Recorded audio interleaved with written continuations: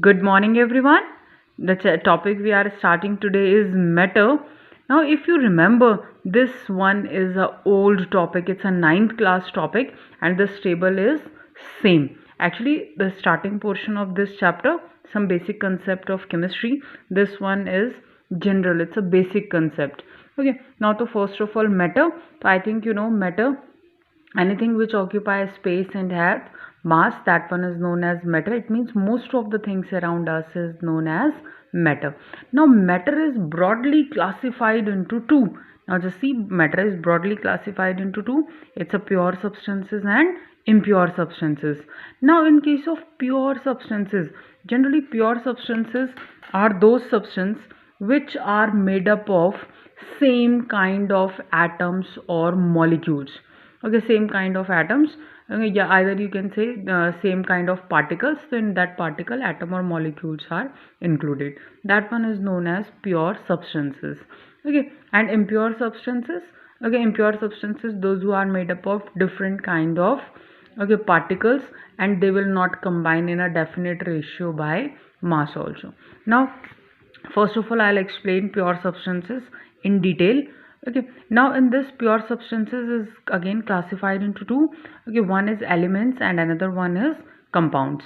Now in case of elements, I think you know that elements, atom is the smallest unit of element. Generally, atom cannot be further subdivided into simpler one by simple physical or chemical method. Although we know that atom can be subdivided into electrons, protons and neutrons, but under a special condition, means under nuclear fission. Okay, so that one is a special condition, so that is known as element. We have 118 elements. Okay, and you know so many examples, either it's a copper, iron, gold, hydrogen, helium, lithium, that one. This one is regarding to elements. Now again, 118 elements are broadly classified into four types. One is metals, non-metals, metalloids, noble gases. Okay, I'll explain their properties. Only reason is because you all are familiar with these क्या कहते हैं, either metals, non-metals वगैरह, all these things you all are familiar with. Simple things. Now in this one, elements again broadly classified into metals, non-metals, metalloids and noble gases. Now first one is metals. I think you know metals have tendency, this one first of all, I think you know metals have tendency to lose electron. Those who loses electron easily, they are very good metals. Now in this, their properties, metals are lustrous in nature, they are sonorous, malleable, ductile, means they are converted into thin sheets, as well as wire. They are good conductor of heat and electricity, except tungsten. Tungsten is a poor conductor of electricity, and that is the reason it is used in bulb filament. Okay, now another one is their boiling point is generally high. Generally they are solid except mercury. Mercury is a liquid. Okay, now next one is, that one is regarding to non-metals. Okay, non-metals opposite of metal, means they have tendency to gain electron. Those who gain electron easily, they are very good non-metals. Okay, in this, all the properties opposite, means they are non-lustrous except diamond. Okay, graphite and iodine. Now they are non-sonorous, non-malleable, non-ductile, poor conductor of heat and electricity, except graphite. Graphite is a good conductor of electricity. Okay, now next one is, it's a metalloid. Okay, now in case of metalloid, that metalloid shows both the properties. It shows properties of metals as well as non-metals. Okay, and we have 7 metalloids. Only 7 metalloids we have. Okay, for example, we have boron. Okay, we have germanium, we have silicon. Okay, etc. Now last one is, it's a noble gases. Okay, either you can say noble gas, either you can say it's an inert gas. Okay, now zero group or rare gases. Now in case of noble gases, actually the term inert gases will use previously. Okay, why? Because these gases are chemically inert, they will not react with other element. Okay, and in this we have example, I think you noble gases, it's a helium. neon, it's a he, ni, cur, xenon. Only 6 noble gases we have. Okay, so actually inert. Look at these 4 are completely inert, they will not react at all, but xenon react under drastic condition. That's why instead of inert gases now we use noble gas. Okay, so why they are noble gases? Ki under normal condition they will not react with other element or compound, but xenon can react under drastic condition. That's why they are noble gases only instead of inert one. Now zero group, we can write zero group. Why zero group? Because their valency is 0. And rare gases, okay, because in environment their percentage is very less. Okay, that's why rare gases. And this is the reason, or either you can say that is the reason that noble gases discovered late as comparison to other elements. Now this one is regarding to elements and their classification. Now another one is, in this one it's a pure substances, element and compound.